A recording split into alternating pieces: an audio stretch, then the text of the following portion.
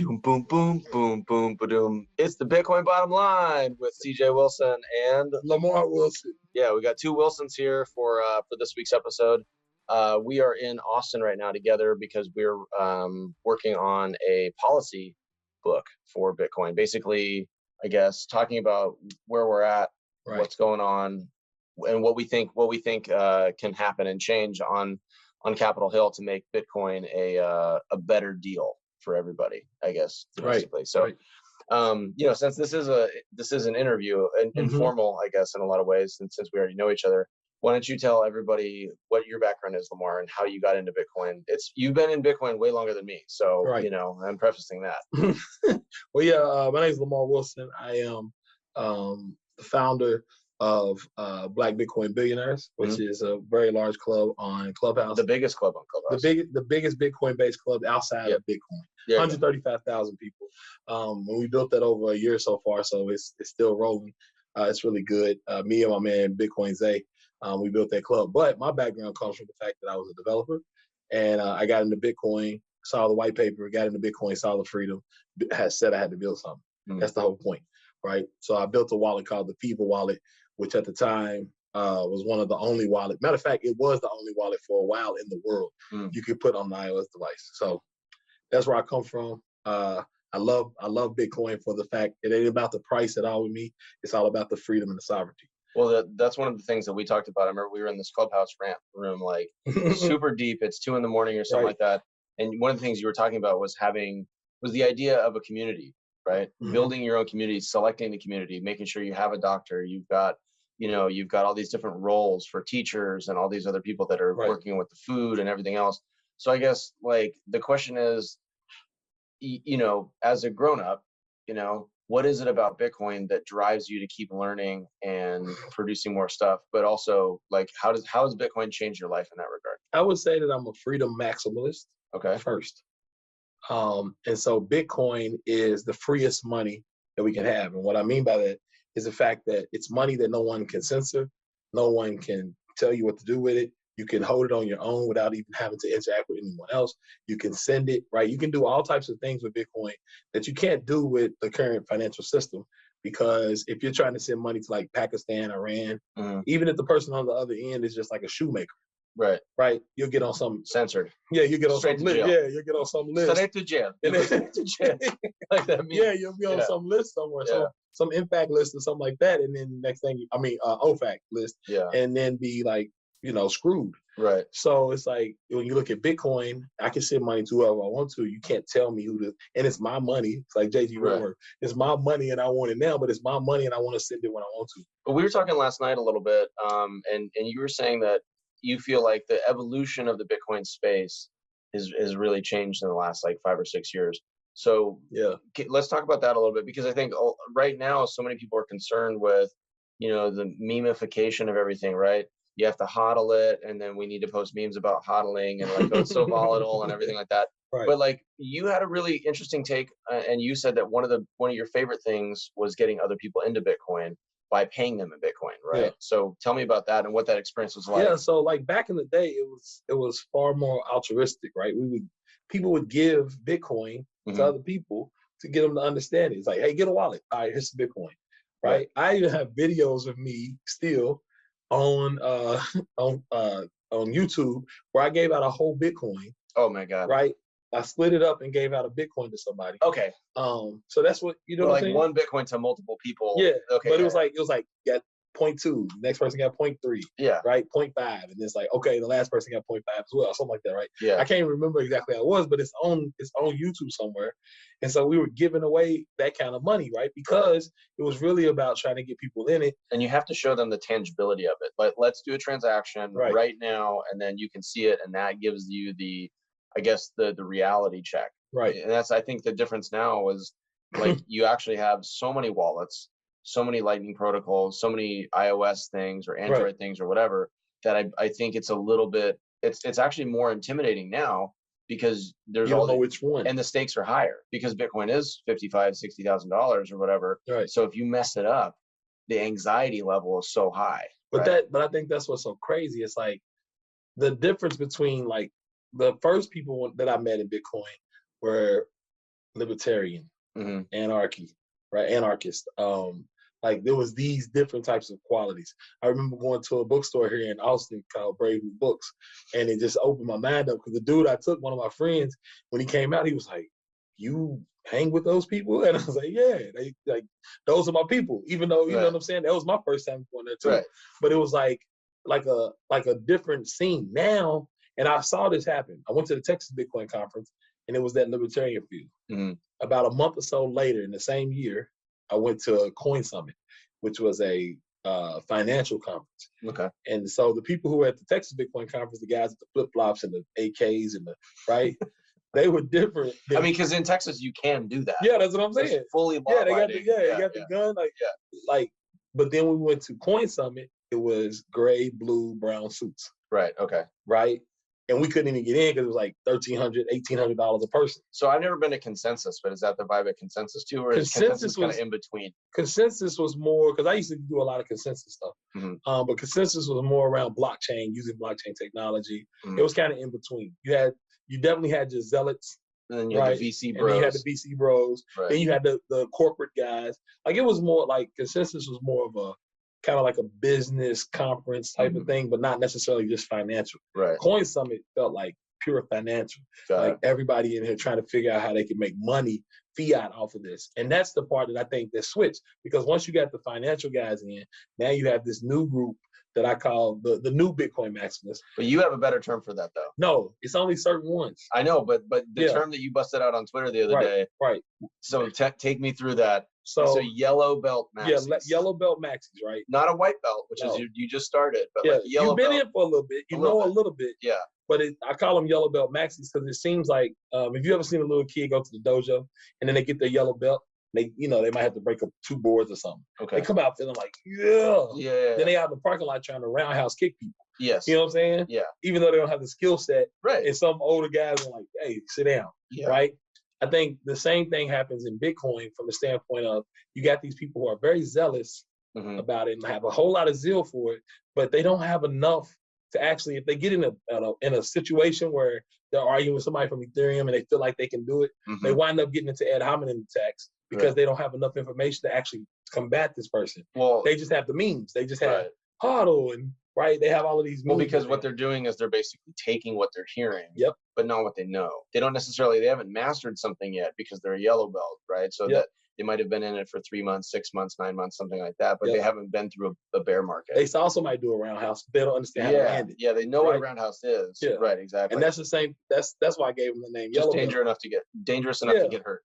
That's exactly dangerous enough to start a fight and get kicked. I love it. Exactly. That's exactly it. But it's not. And they looked at it at first as being like, you trying to down us and separate our movement. And I'm like, no.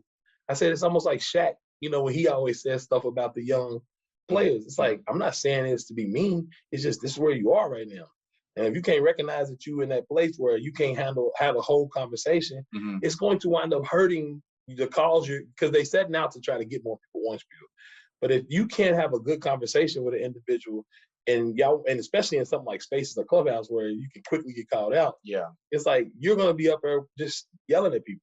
Right. And not yelling at people in the way that I love my man Bitcoin Tina to do it. Like he yells at people and he knows what he's talking about. You're wrong. You're absolutely wrong. I don't know what you're thinking about that. Exactly. Exactly. He yells at people, but he knows what he's talking about. Yes. These people. But he's also got a lot of experience as a traditional investor. That's what I'm saying. He has depth. Like a lot of these people are froth. You know how the coffee you was talking about. Like, they're the top part. They're not even the good root of whatever it is. And it's like, so I'm telling them like, look, get on your grind before you try to, and especially don't come at me because I'm gonna eat you alive. That's pretty like I have my belts. I can go either way, financial or and so that's my whole thing. I'm like, I'm gonna show you if you listen. I'm trying to teach you, but if you're just gonna try to attack me, I'm just gonna demolish you. Then we end it. Exactly. Yeah. Like you said, just enough to get hurt. But it's what I'm saying. I think that's the thing, and I have fun with it. Like on Clubhouse, I'm not that at all.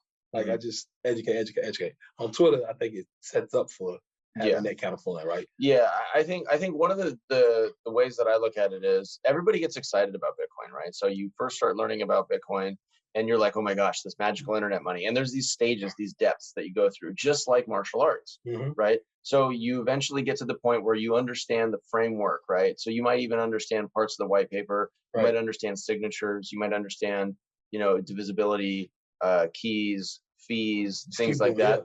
And then you get to a point where things start to get difficult, right? And you start introducing like entropy, right? You start introducing inflation. You start introducing maybe the more macroeconomic thinking at the full scale. The full scale of not just how Bitcoin, but how it fits into the world, right? And then that's really sort of where you have to cut your teeth, because then it becomes logical, right? Because it's not about you at that point, it's about the entire world. And I think the thing that I see a lot, and I've had conversations very recently with people, like, and I always try to take it to the DMs immediately. When I see two people like mean girling each other, I DM both of them like separately.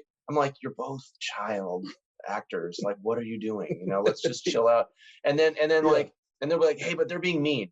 And I'm like, the real world is difficult. Right. Like Bitcoin is just like the real world. It's about subjective or objective truth.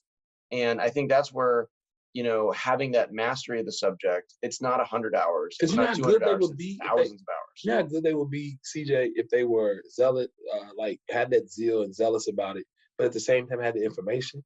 That'd be powerful. Right. And that's what I try to explain. But that only comes with time, though. Yeah, but the problem is that if you are not humble and understand it, right? If you don't have any humility about it and say, you know what, I need to figure this out. But what's the phrase, though? Stay humble, stack sats. Right, but they say that mean. Right, but they don't know what it means. Yes. You have to, because you have to realize, like, Bitcoin humbles me every day.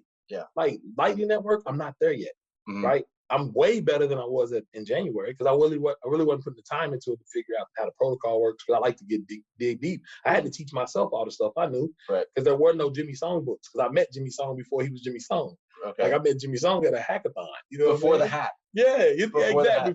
So here's the thing, right? So Jimmy is very famous for the hat, right? The hat is his thing now. But he said, this is what he said the other day. He said the hat actually has an origin. And it was, I believe he said it was like late 2017 when Bitcoin hit 10,000 for the first time. It probably was. That was the hat. And then the hat became a thing. And, I think that's funny, right? Because there's different, like there's a halving schedule, right? He's got a hatting schedule. He's got a hatting schedule. And here's the thing, if it hits 100K, like Jimmy hasn't put on laser eyes. I haven't either. But Jimmy always said, if it hits 100K, then I'll go laser eyes. Oh, he'll go laser eyes. He'll activate laser eyes at 100K. Okay, yeah, that's what he said. So I like that idea. But I guess that's what I'm trying to bring into the fold of the people on Twitter, because I never was really on Twitter. Right. And I realized like Twitter's a different. My wife was she's on Twitter. She recognizes that there's a different type of like element in the way you engage with each other. I look at Twitter as like going to the park to hoop.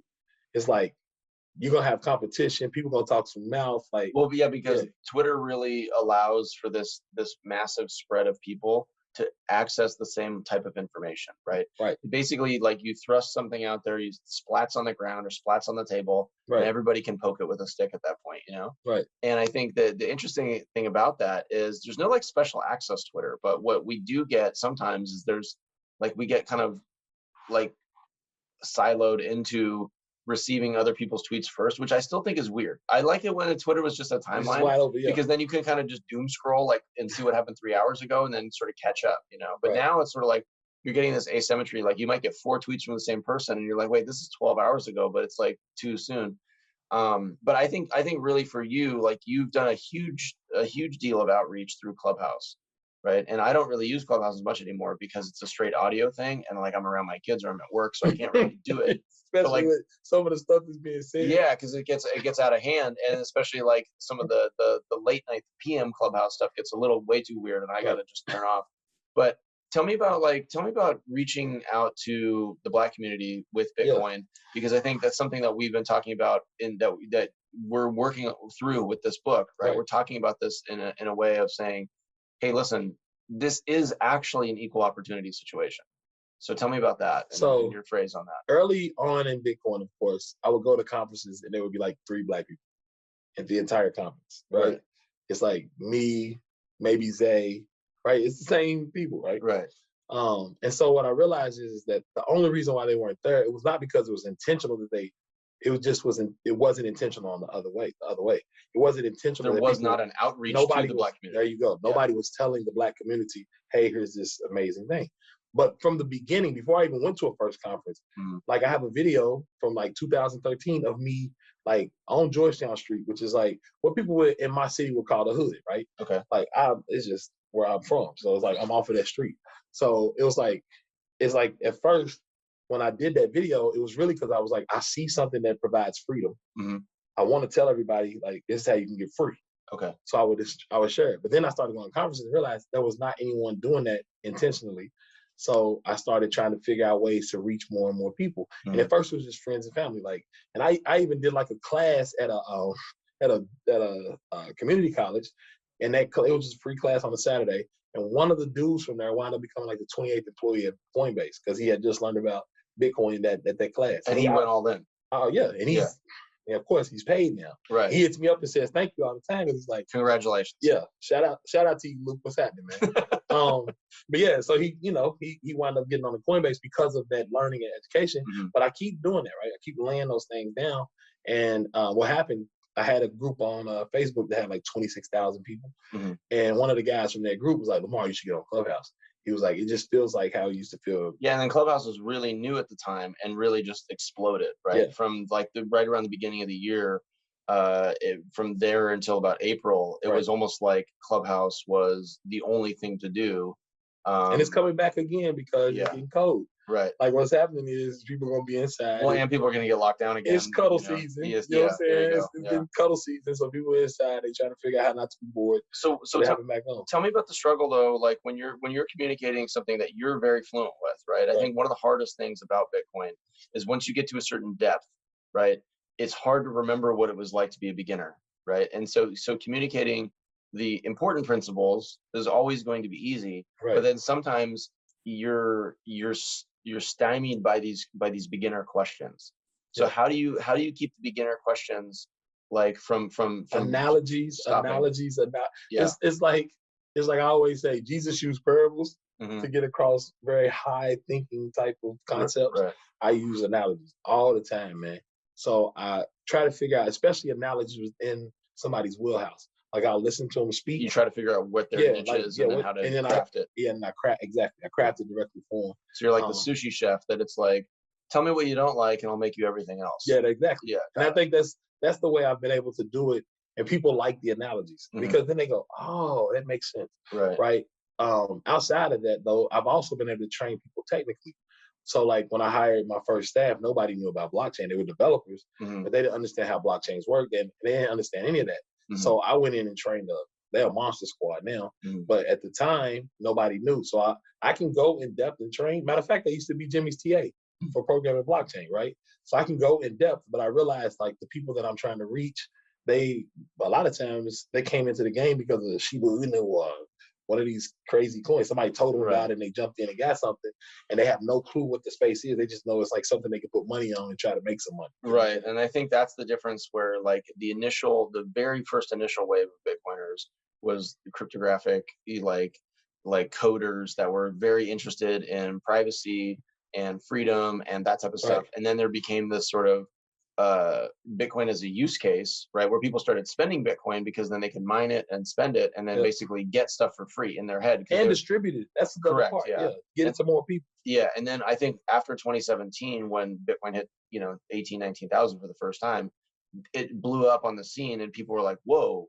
and then it attracted all these people just because of the number going up. Right. And then since then, there's been a couple mini cycles in between, 2017 and today. Yeah. But basically, once it hit 10,000 or 20,000 for the first time, that's what like got everybody to just snap their neck and suddenly look. And then as a result of that, other people are coming out with other coins to, basically try to capitalize on the ready, fire, aim. Just to get more Bitcoin, which is the funniest thing. Yes. You tell me in one breath that this thing is better than Bitcoin, but in the next breath, you want Bitcoin. It doesn't make sense. I'm gonna sell you this thing. Imagine that. This is better. You give me your Bitcoin. Yeah. I'm gonna give you this something that's this better. Other thing, and then like, well, why are you selling this thing to me? It's better than the thing that you're taking from me. It's like It's like, it never makes sense. These aren't the droids you're looking for. Right? That's very much what it seems like sometimes. And I guess, and to me, like, I guess that's really where I make the case for maximalism a lot, and like in a way of saying, like, logically, right? Bitcoin's the strongest, then just play that hand. Right. Keep playing your aces. You know my analogy I say? I always, especially dudes, I always tell them, like, look, I was like, yeah, there's all of these side chicks out here in the world, right? There's all these women you can go chase and they look beautiful and for a moment. But I said, that's for an instant. I said, because every man, once they got their ride or die, once they have their wife, they know that's their base. And they wouldn't mess that up for anything, because all of this other stuff is just, you know what I'm saying? Yeah, it's like, when you know you got her, then why are you wouldn't even look nowhere else. It don't matter how beautiful they are. It doesn't matter. You already know that they're not going to give you what you need. Right. And so that's what I always tell people. I'm like, that's what Bitcoin is. Like, when you finally understand that technically it's better, from a network perspective it's better, from a monetary policy is better. Like, if you just start going down the list, it's like there's nothing that's better than, you can get into transaction time and speed, but does that really matter? Right. And that's the thing, like, where Bitcoin is transacting trillions of dollars. Right. Real money. Right. Like real value, huge trillions of dollars worth of value is going back and forth on Bitcoin as a result of the fact that the monetary policy is stable, right? And the protocol is stable. Right. Because of those two things and how solid they are, that allows things to be built on top of that. And the goal for this whole exercise, I'm assuming, is to eventually get to a layer 3 or a layer 4 or a layer 5 or whatever over the course of the next couple decades, right? Now, one of the coolest things about being able to come together and write this book is now we actually have something that we can hand to people and say, hey, this is how you as a regulator, this is how you as a legislator, this is how you as a business owner or whatever, this is how Bitcoin affects the world and how that can affect you. Right. And so you want to be on one side or the other. Like, I think it's very interesting that in the last, let's say, 6 months, there's been a lot of action with Bitcoin. Taproot's activated. China's banned all the miners. We've seen El Salvador, right? Yeah. Twitter tipping payments and stuff like that. Shoot, like, if you don't think things are happening, Plebnet with the whole entire Lightning network. Yeah, exactly. Like, Lightning's got over 3,300 Bitcoin locked up in it. Clubhouse, like the Clubhouse. I don't think people understand the Clubhouse actual influence is huge. Yeah. Plebnet wouldn't have been Plebnet without the ability for them to come together. So Plebnet is a group of Lightning node operators that basically decided, hey, let's do this on our own and make our own mini network within the Lightning network. Sub-network. Yeah, and so they're collaborating to funnel payments, I guess lease liquidity to each other and stuff like that. This book is coming basically out of connections on Clubhouse. Right. I mean, literally. Yeah, that's what I'm saying. Everybody here I met off Clubhouse. Right. Yeah. That's what I'm saying. I think people don't understand the power of Clubhouse and everybody of like minds but different perspectives coming together and thinking about this stuff, right? Yeah. Like, we all have a central point, like our single issue, which is Bitcoin, but we all come from like all of these different, and that's what Clubhouse allowed. That's why, like, even Black Bitcoin billionaires. I was talking to Gary, who's he's my roommate here at the Bitcoin Big Brother's house. Gary, the Bitcoin boomer. Yeah, as one of our Gary Leland as one of the writers. I was talking to him, and he was very real with me. He was like, Lamar, and that's what a lot of people say. He's like, Lamar, when I saw Black Bitcoin billionaires, I thought I couldn't come in there. Right. He was like, because I didn't want to mess up anything. I didn't know if I was going to get kicked out. I joined anyways. I was like, I don't know, they're going to have to kick me off. But that's what's so funny. And that's what I always say. I said, but Gary, and I say this to everybody, I said, but Gary, I said, you thought black was what's going to keep you out. You're not a billionaire. That's what's going to keep you out. Right? And so then everybody goes, see, because that's the thing. We have been so conditioned to think color. Right. And that's something that is supposed to divide us, instead of just recognizing that I'm just saying we're Black Bitcoin billionaires. But you had something there that was, I thought, really, really beautiful, which was, let's get everybody to be a Satoshi millionaire. Right. Right. Let's focus on that. Let's figure out how hard is it to get to be a Satoshi millionaire, and it's really not. Right. And then all of a sudden it puts it in people's wheelhouse, and you're putting it in their wheelhouse, and then you're also combating the unit bias that people get from all these meme coins, which was always, oh, I put in $100 and I get jillions of these tokens or whatever. Right. So now you're able to say, like, and it's been really helpful for me, honestly, because I remember like having a conversation with you on Clubhouse at one point, talking to American Hodl at some point, and then really trying to reformat my mind into thinking in sats, not just Bitcoin, because Bitcoin as a unit is a very difficult unit. It's like a mile. right? It's difficult to say, like, how tall are you in miles? Oh, shit, I don't even know. Like, what's a mile, right? Right. Like, so I think once you're able to take it from stats and you're saying like, oh, well, I'm 6'1", so I'm 73 inches tall or whatever, right? Like, that's an easier unit to get into, as opposed to miles. And so having this ability to kind of go through the Bitcoin like experience in that regard and reframe it for people, I think is so valuable, because then it teaches people, I can be a millionaire, right? I can be a Satoshi millionaire, and then like, that wasn't that hard. Maybe I should be a Satoshi decamillionaire or whatever else. And then we also say, like, the goal also is to hold on to it, because what we're trying to do is get to dollar sets of Satoshi parity, right? Yes. So now if you have 1 million Satoshis, you have $1 million. So that's how you become a millionaire the other way. Right. So it's just really, like you said, just establishing a small goal, because if people know they can hit that goal, and then that's something we always say, listen, once you become a Satoshi millionaire, do not let go of that. Like, hold on to that. Keep adding to it, but just that should be your floor at that point, right? Yeah. So I think that whole concept really went over really well, and Cash App got behind it, and helped us and out. Swan as well. Swan's on that. So Swan didn't really get behind what we were doing, but they did the same thing. Yeah, so you can denominate your stack and stats. Oh yeah. And I think, but I'm saying Cash App actually, for sure. Cash App actually came and helped us to. We wound up giving Bitcoin to like 8,000 newbies. And you know what I'm saying? And well, this is also, Jack just quit Twitter. So he's about to focus on Square. He's going to focus on Square, which is great. Square, Blue Sky, like, I think it's everything in that realm is about to be. That's where he's going to focus. Yeah, and I think that's great for us. I mean, I think people that are already established Bitcoiners and the Bitcoin network in general is going to benefit from someone that turned Twitter into one of the best communication networks in the world. Now we can use Cash App and things like that, and maybe Cash App becomes one of the best Bitcoin, I think it's going to be crazy. The hardware wallet and all of that, I'm ready to see it. But outside of that, man, I think this year was a different year, because what we started to see was more community happen. Like, well, you get enough people, right? And then people start to sort of break away a little bit and say, like, hey, let's have a quiet conversation. 5 of us, let's have this conversation. And then other people are doing that, and then look at this collaboration. But then it works. Then it comes together where you're able to. I think Bitcoin's so cool because it takes a diverse cast of people and it homogenizes them through a view of like, hey, we see Bitcoin as a very positive thing.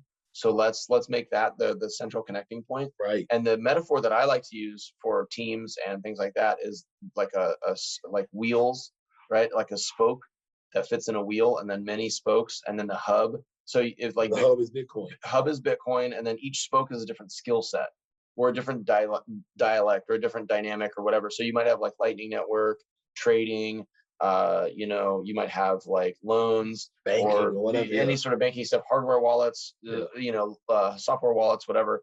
So education, so you have all these different people that you need to build your ultimate cast of characters. Right. In the same way that when you're building your community, like you were talking about, you need your farmers, you need the guy to manage the cows, you need the guy to manage the crops, you need the guy to manage the construction, right? You need the water person, you know what I mean, or gal.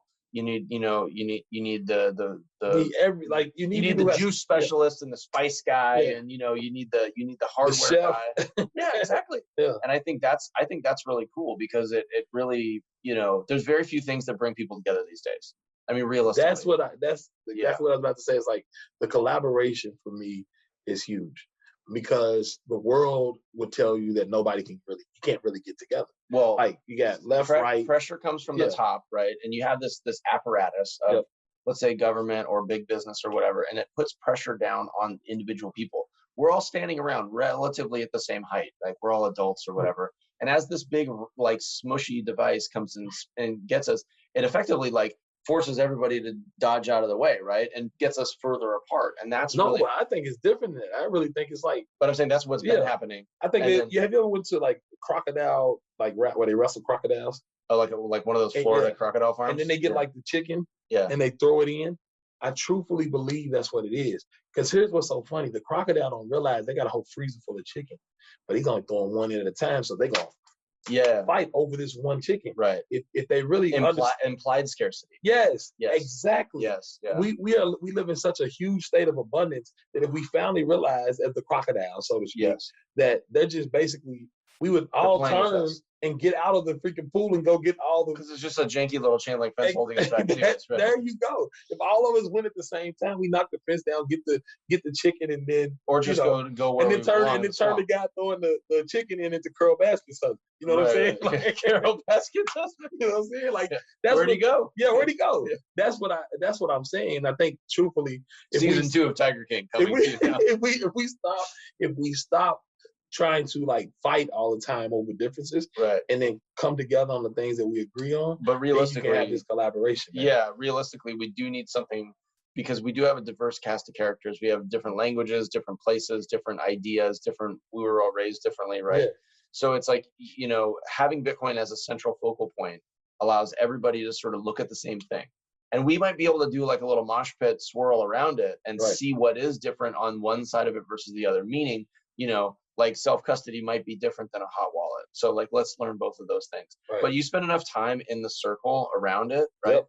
And then you do realize that we're all very similar. And but you see what you keep doing? Yeah. Whenever you do this, it starts mixing the Kool-Aid with the sugar, and you have a delicious drink. There you go. Like that's really what it is, right? Yeah. You got the water, the Kool-Aid, the sugar. But we're willing to mix. Keep mixing it, yeah, we're willing to mix, I think, as a Bitcoin community, much more so than anybody would have predicted through these algorithms and stuff like that, that basically just say, oh, you like this video, we're just going to throw you in with these people that like all those videos, because we're having real personal interactions, not just digitized falseness. And so that's allowing us to sort of rise up and come up with big ideas. I think the mean term is based, right? Based. So I think we're based. A lot of Bitcoiners are based because it's like this. It's like someone goes boop and you go.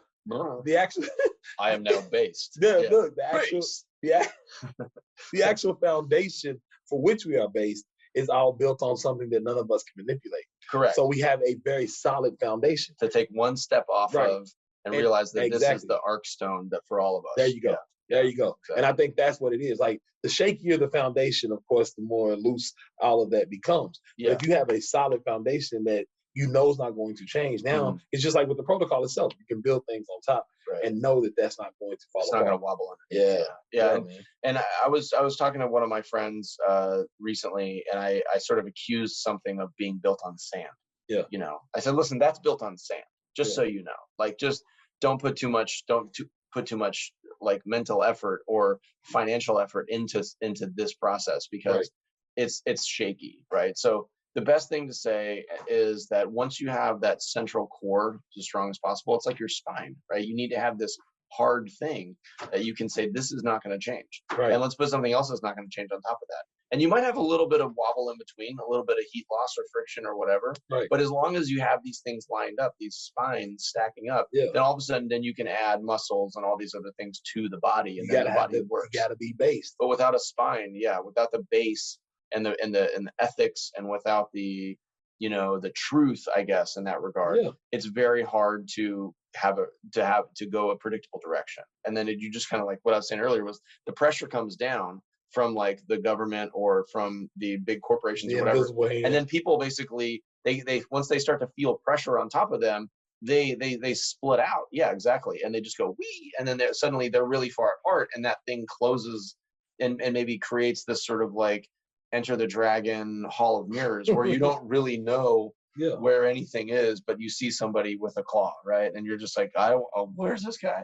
So I think like Bitcoin bashes out all those mirrors and bashes out the illusions of that are coming down right around us, and gives us a much more just a really good base to operate from, because then we can say that's like in Inception, the movie Inception, you have a totem. You'd say, okay, I know it's reality versus a dream, because I know how much this thing weighs and no one's corrupted it. And I think Bitcoin, in that sense, it does a lot of those things. It's really cool, and I'm really excited to see how this book's going to turn out and how people are going to receive it. So for sure, man. I can't wait. Like, this is a great learning experience, and this is the first time for us writing a book.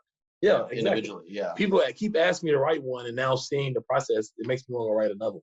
I'm not lying to you. Like, I'm like, dude, we're not even through like chapter 8 yet. Like, I know, but I was like, slow down. Yeah. But it still was cool. It's just, and I truthfully think the way Jimmy put it together, like getting so many diverse people from so many diverse like thoughts. Yeah. I think it's going to be. Yeah, we're regionally diverse. We're ethnically diverse. We're experientially diverse. There's so we many. We have a guy that likes the Red Sox. I mean, you know, like it's and one guy got a guy that likes softball. I mean, it's very. No, very we even have age. I know. Yeah. It's Gary's the Bitcoin boomer. We got a boomer. So you know, crazy, it's great. Man. Yeah. But So Lamar, thanks, man. Thanks for being on. Anytime, cousin. Anytime. Yeah, I realize this is my cousin. I called him my cousin from the beginning, so he's my cousin. All right. Man. Thank you. All right. Well, thank you for joining us on this ad hoc episode of the Bitcoin Bottom Line. I'm CJ Wilson, and this is Lamar Wilson, and we are coming to you soon in digital form and physical form with we're gonna have a book. It's gonna be really cool about Bitcoin and policy and stuff like that. But we'll see you on the internet. See you later.